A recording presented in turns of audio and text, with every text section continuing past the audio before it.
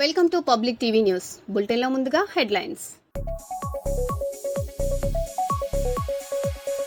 ఆర్టీసీలో మ్రోగిన సమ్మె సైరన్తో ఆర్టీసీ బస్సులు డిపోకే పరిమితమయ్యాయి.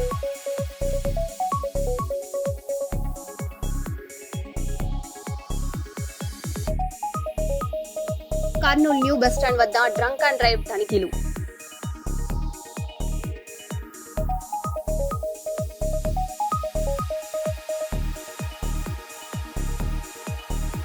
హైదరాబాద్ ట్రాఫిక్ పోలీసులకు కూల్ మిస్ట్ ఫ్యాన్.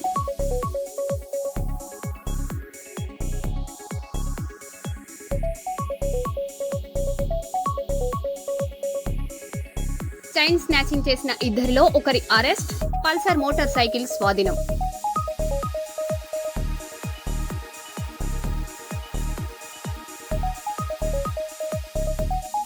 రాష్ట్ర వ్యాప్తంగా ఆర్టీసీ సమ్మె ప్రారంభం. డిమాండ్లపై జేఏసీ కఠిన హెచ్చరిక.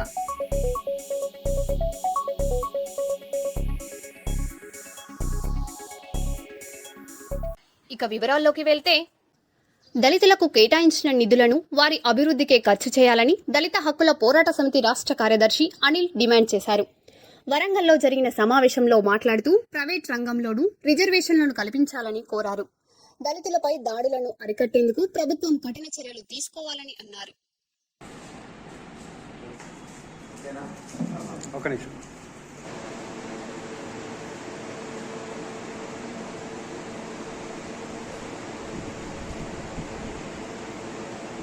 రెండు 2026-27 సంవత్సరానికి సంబంధించి దళిత సంక్షేమం కొరకు కేవలం 11,784 కోట్లు మాత్రమే కేటాయించింది.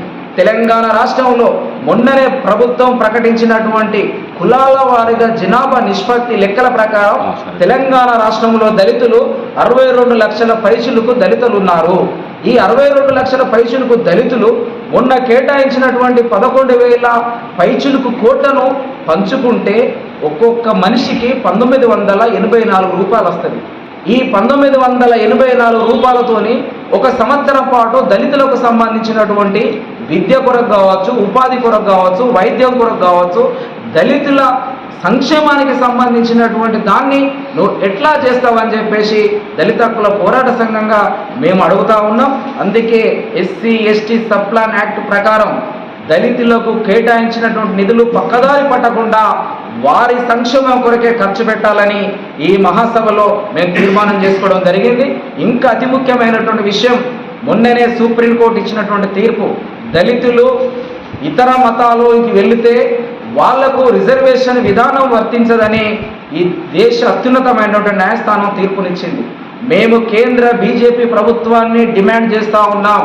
ఈ దళిత జనాభాల దళితుల పక్షాన కేంద్రమే సుప్రీంకోర్టులో ఒక రిట్టు దాఖలు చేసి భారత రాజ్యాంగం కల్పించినటువంటి మత స్వేచ్ఛ హక్కును, అదే రకంగా మాట్లాడే హక్కును, జీవించే హక్కును కాపాడడం కొరకు భారత ప్రజాస్వామ్యంగా రాజ్యాంగబద్ధంగా పరిపాలన చేస్తున్నటువంటి బీజేపీ ఈ దేశంలో అణగారిన వర్గాల మత స్వేచ్ఛను కూడా కాపాడడం కొరకు ఒక సుప్రీంకోర్టులో రిట్ దాఖలు చేయాలని మేము డిమాండ్ చేస్తూ ఉన్నాం. ఈ దళిత క్రిస్టియన్కు సంబంధించిన దానిపైన సుప్రీంకోర్టు కూడా దాన్ని పునర్సమీక్షించాలని కూడా మేము డిమాండ్ చేస్తున్నాం. సింగరేణి బకాయిల వసూలు పరిరక్షణ కోసం ఏప్రిల్ 28న హైదరాబాద్ విద్యుత్ సౌధ వద్ద నిరసన చేపట్టినట్లు సిఐటియు రాష్ట్ర ప్రధాన కార్యదర్శి తుమ్మల రాజారెడ్డి తెలిపారు. గోదావరి కనిలో పోస్టర్ ఆవిష్కరించిన ఆయన తెలంగాణ జెన్కో విద్యుత్ సంస్థల సింగరేణికి 1,000 కోట్ల బకాయిలు చెల్లించాలని డిమాండ్ చేశారు. నిరసనకు కార్మికులు భారీగా తరలి రావాలని పిలుపునిచ్చారు. హలో విద్యుత్ సౌది జయప్రదం చేయండి, జయప్రదం చేయండి. కార్మికుల ఐక్యత, కార్మికుల ఐక్యత. ఈ నెల 25న జరుగు చలో విద్యుత్ సౌది జయప్రదం చేయండి, జయప్రదం చేయండి. విద్యుత్ సంస్థలు వెంటనే చెల్లించాలి, చెల్లించాలి. రాష్ట్ర ప్రభుత్వ విద్యుత్ సంస్థలు బకాయి పడ్డ రూపాయలు వెంటనే చెల్లించాలి, చెల్లించాలి. సిఐటియు జిందాబాద్, సిఐటియు జిందాబాద్. చలో విద్యుత్ సౌద. చలో విద్యుత్ సౌదా, చలో విద్యుత్ సౌదా, బకాయిలు వసూలు చేద్దాం. చలో విద్యుత్ సౌదా జయప్రదం చేద్దాం. చలో విద్యుత్ సౌదా వద్ద జరుగు నిరసన కార్యక్రమాన్ని జయప్రదం చేద్దాం. జయప్రదం చేద్దాం. కార్మికుల ఐక్యత, సింగరేణి బకాయిలు వెంటనే, సింగరేణి బకాయిలు వెంటనే, సింగరేణి బకాయిలు రాష్ట్ర ప్రభుత్వానికి సంబంధించిన విద్యుత్ సంస్థలు 46,000 కోట్ల రూపాయలు చెల్లించాలి. చెల్లించాలి. CITU జిందాబాద్, CITU జిందాబాద్.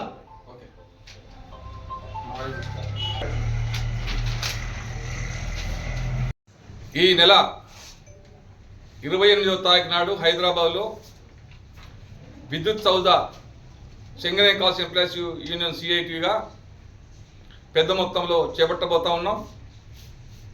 సింగరేణి యాజమాన్యం మెతక వైఖరి వల్ల, సింగరేణిలో ఉన్న గెలిచే సంఘాల మెతక వైఖరి వల్ల ప్రభుత్వం సింగరేణి సొమ్మంతా దోసుకొని విద్యుత్ సంస్థల ద్వారా పెద్ద మొత్తంలో బకాయిలు పడి సింగరేణి సంస్థను కుంటుబెట్టేట్టు చేస్తూ ఉన్నారు.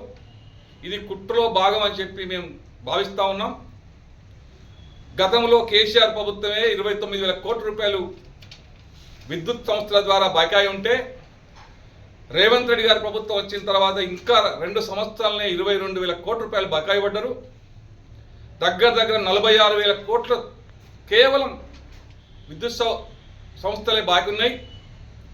ఇంకా ఆంధ్రప్రదేశ్ ప్రభుత్వం కూడా 4,300 కోట్లు బాకీ ఉన్నాయి. మరి సింగరేణి సంస్థ ఎట్లా నడుతుందని చెప్పి ప్రభుత్వాన్ని ప్రశ్నిస్తున్నాం. ఇవాళ డబ్బు లేకపోవటం వల్ల ఉత్పత్తి కుంటుపడుతుంది, కార్మికుల సంక్షేమం మొత్తం పెండింగ్ ఉంది, సేఫ్టీ పరికరాలు లేక చాలామంది కార్మికులు ప్రమాదాలకు గురవుతున్నారు. ముఖ్యంగా కార్మికులు హాస్పిటల్కి వెళ్తే ఏ కార్పొరేట్ హాస్పిటల్ కూడా కంపెనీ డబ్బులు లేకపోవటం వల్ల వాళ్ళు కనీసం అడ్మిట్ కూడా చేసుకుంటలేరు. కార్మికులు సింగరేణి కార్మికులు హాస్పిటల్కి వెళ్తే ఒక దోషిలాగా చూస్తూ ఉన్నాం. పెద్ద పెద్ద కాంట్రాక్టులన్నీ కూడా కాంట్రాక్టులకు డబ్బులు చెల్లించకపోవటం వల్ల 100 కోట్లు ఖర్చు పెట్టి కేవలం 5-10 కోట్లు ఖర్చు పెట్టి కాంట్రాక్టులన్నీ కూడా ఇవాళ పెండింగ్లో ఉన్నాయి. కార్మికులకు అత్యవసర సర్వీసులు అటువంటి మెడికల్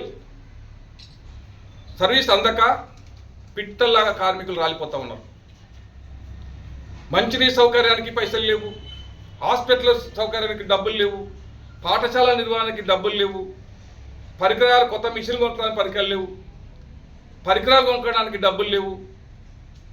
మరి ఇట్లా ఈ సంస్థను ఇంకెంతకాలం నడుపుతామని చెప్పి మేము ప్రభుత్వాన్ని సూటిగా ప్రశ్నిస్తున్నాం. ఇప్పటికైనా సరే కనీసం ఈ బడ్జెట్లో 10,000 కోట్లను ఇస్తారని ఎదురు చూసినాం. కానీ సింగరేణి ఎన్నికల సందర్భంగా, అట్లాగే రాష్ట్ర ప్రభుత్వం అసెంబ్లీ పార్లమెంట్ ఎన్నికల సందర్భంగా ముఖ్యమంత్రి గారు సింగరేణి కార్మికుల కోరికలన్నీ నెరవేర్స్తామని చెప్పారు.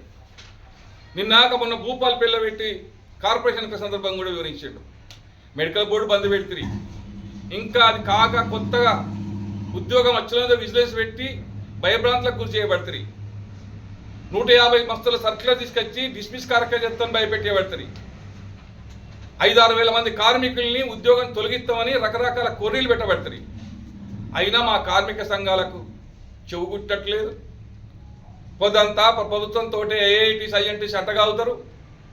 కానీ కార్మిక సంక్షేమం కానీ ఈ సింగరేణి కంపెనీని కాపాడుకునే అవసరం కానీ ఈ కార్మిక సంఘాలకు పట్టినట్టు కనబడతలేదు.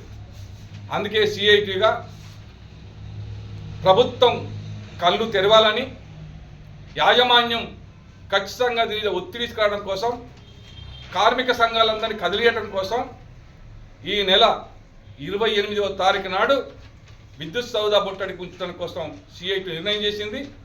దీంట్లో పెద్ద మొత్తంలో కార్మికులు పాల్గొని విజయవంతం చేయడం ద్వారానే మన హక్కులు, మన కంపెనీని రక్షించుకుంటామని CITU భావిస్తుంది. అంతేకాకుండా ఈ విషయం ధర్నాలు అన్నీ జరిగిన తర్వాత కూడా విద్యుత్ సంస్థల ద్వారా ప్రభుత్వం కనుక డబ్బులు ఇప్పకపోతే సింగరేణి యాజమాన్యం కూడా బొగ్గులు సరఫరాను జెన్కో ట్రాన్స్కోకు నిలుపుదల చేయాలని చెప్పి మేము CITU యాజమాన్యాన్ని కూడా డిమాండ్ చేస్తున్నాం. అధికారుల సంఘం కూడా స్పందించి స్టేట్మెంట్ ఇవ్వాలని CITUగా అధికారుల సంఘానికి కూడా విజ్ఞప్తి చేస్తాం. ఏపీ మాజీ మంత్రి ఆర్కే రోజా కుమార్తె అన్షు మాలిక అమెరికాలో అరుదైన గౌరవం అందుకున్నారు. ఇండియన్ యూనివర్సిటీ ప్రదానం చేసే ప్రతిష్టాత్మక హెర్బన్ బి వెల్స్ అవార్డు 2026కు ఎంపికయ్యారు. విద్యలో ప్రతిభకు ఈ అవార్డు లభించగా రోజా ఆనందం వ్యక్తం చేశారు.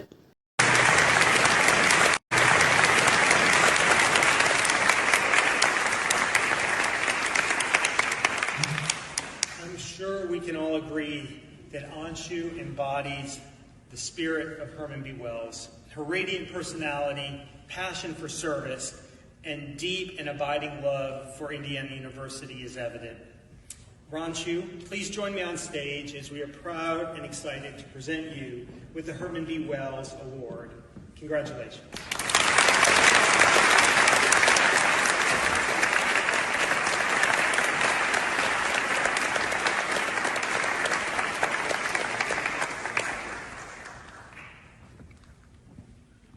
Of Bloom magazine as a young superstar, and that she is, recognizing her leadership, innovation, and global impact.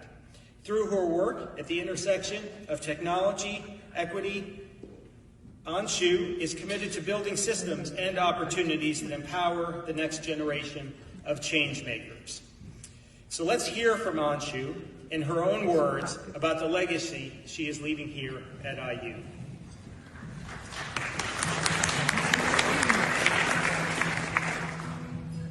My name is Anshu Rajasabamani, and I'm the recipient of the Herman B. Wells Award.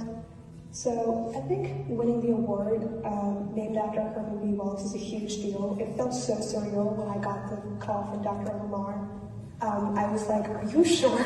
I was in the induction ceremony during my sophomore year when I first heard about Herman B. Wells. The organizer was kind of making a speech about how he was a transfer student and how he kind of found his way here and had all these exceptional achievements. I think that was really inspiring for me to be able to feel like I can find my own community here. So I think, yeah, he's a really inspiring person to me. I think when I first came to IU, I was feeling very adventurous and to have this newfound sense of courage.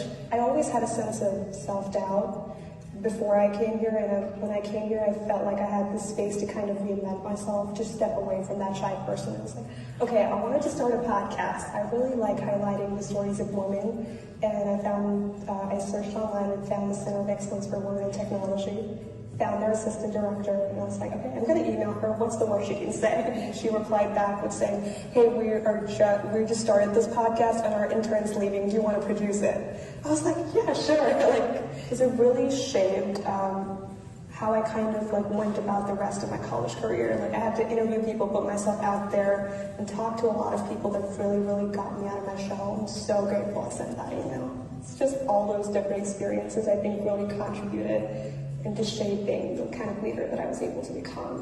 I always think, just coming from India and the kind of community that I grew up around, women's rights and advocating for women is always a big part for me. And the reason that it's so important to me is the STEM job out rates for women are so high, not just in America. I've been able to travel around Africa and just seeing some of these experiences.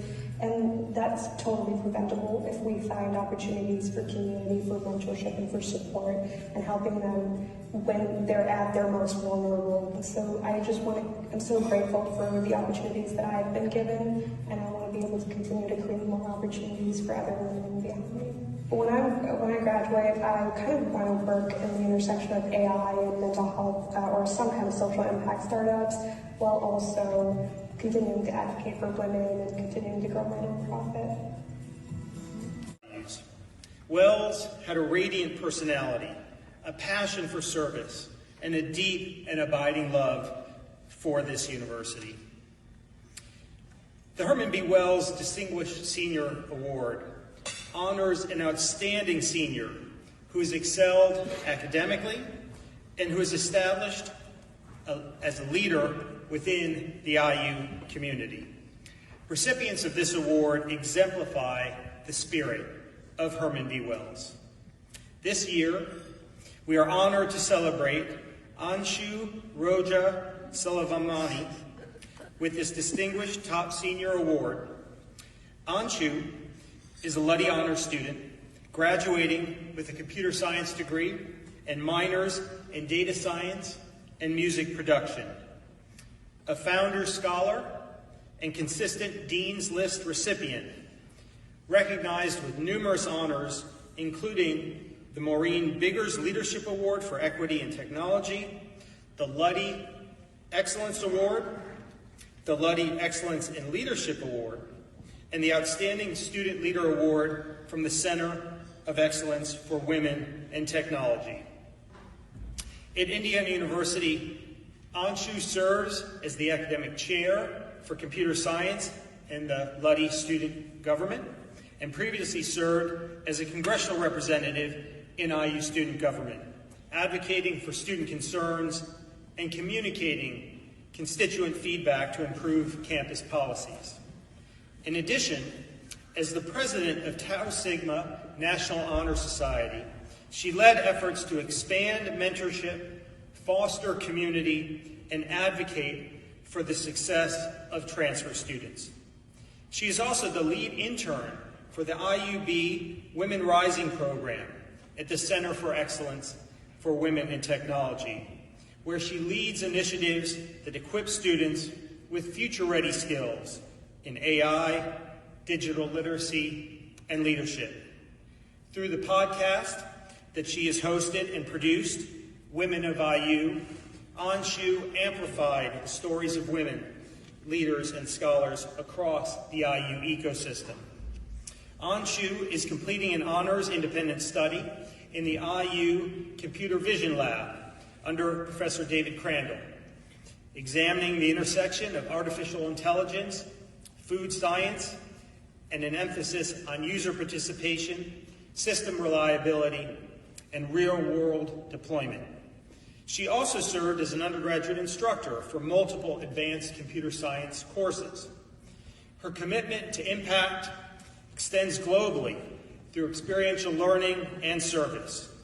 As a site leader for the Alternative Break program, she led 2 international service learning initiatives in the Dominican Republic and Portugal, designing and implementing community-driven projects while fostering cross-cultural collaboration and reflection. Beyond campus, Anshu is the founder and president of Binary Horizons, an international nonprofit focused on digital literacy and AI empowerment. Through this initiative, she leads programming across multiple African nations, expanding access to technical education and enabling underserved students to build skills for emerging career opportunities. Anshu's work was recognized internationally, including receiving the Global Entrepreneur Award for Social Impact and the Global Impact Advocate Award. Janagama జిల్లా పాలకుర్తిలో మొక్కజొన్న కొనుగోళ్లలో జాప్యంపై BJP నాయకులు ఆందోళన వ్యక్తం చేశారు. మార్కెట్ను సందర్శించిన నేత లేగా రామ్మోహన్ రెడ్డి రైతులు ఇబ్బందులు పడుతున్నారని అన్నారు. గన్ని బ్యాగులు లేక కొనుగోళ్లు నిలిచిపోతున్నాయని విమర్శించారు.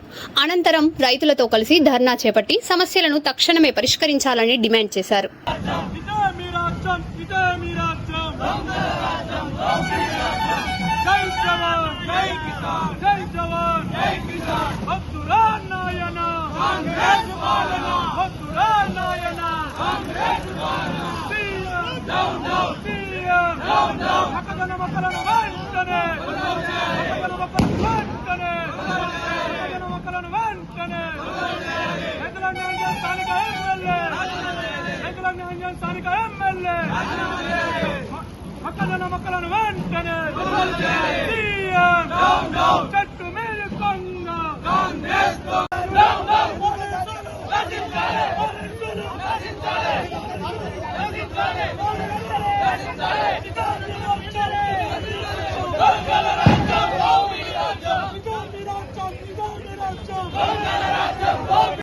హైదరాబాద్ రవీంద్ర భారతిలో తెలుగు సంస్కృతి సాహితీ సేవా ట్రస్ట్ ఆధ్వర్యంలో ఘన కార్యక్రమం జరిగింది.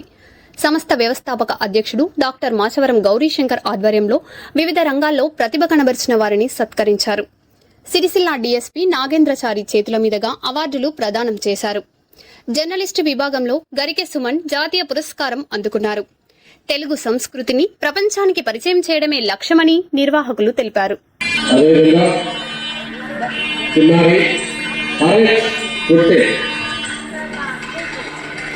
అరే కొట్టే మరి ఆఫీసర్ కూడా వచ్చేసి బహుమతి స్వీకారాన్ని అందుకోవాలి.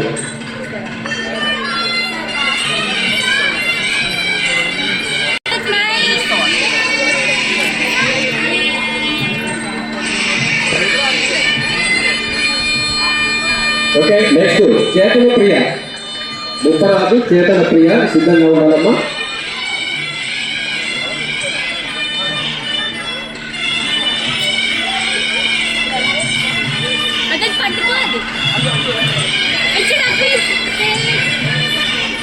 ముప్పరాజు చేతన ప్రియ.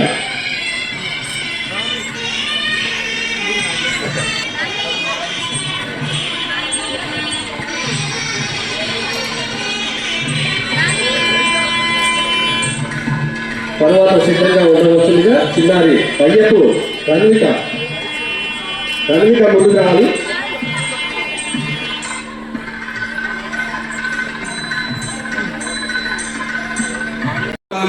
రాజకీయ వ్యవస్థలో కేవలం నిజం మాత్రమే రాస్తే సరిపోదు, కానీ ఆ నిజం రాయాలంటే ఉండాల్సింది ఓ అద్భుతమైన గడుసుతనం. ఆ అద్భుతమైనటువంటి నైపుణ్యంతో అందరినీ కలుపుకుంటూ నిజాన్ని నిర్భయంగా తెలియజేస్తూ ఈ రంగంలో వారు సేవలు అందిస్తున్నందుకు గాను వారికి ఈ అవార్డు ప్రదానాన్ని అందజేయడం జరుగుతుంది. వారికి ప్రత్యేకంగా అభినందనలు, ధన్యవాదాలు తెలియజేస్తున్నాం.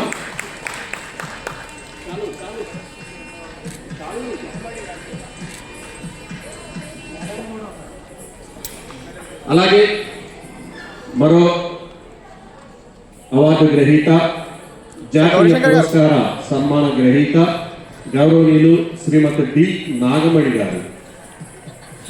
నాగమణి గారు, శ్రీ జగదీశ్వరి మ్యారేజ్ బ్యూరో, బొల్లారం, సికింద్రాబాద్, తెలంగాణ రాష్ట్రం.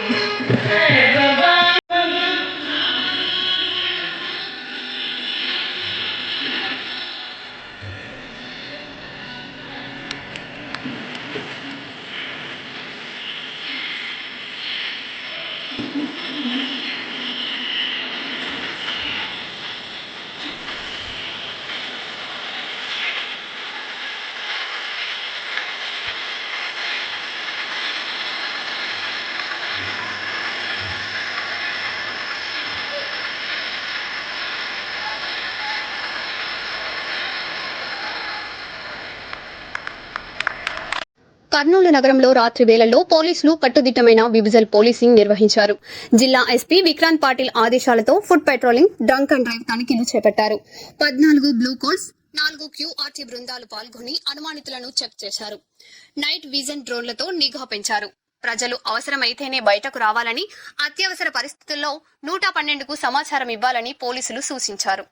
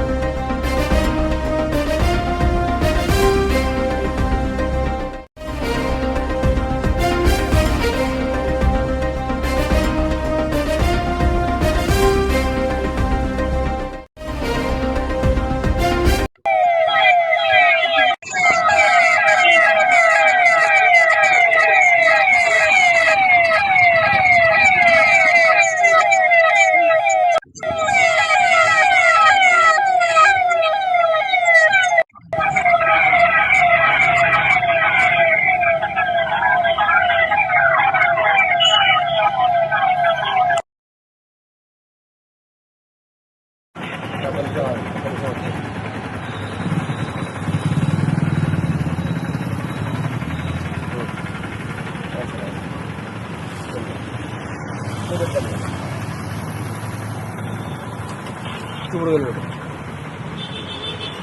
లెఫ్ట్ హ్యాండ్ చేతి ఇదన్న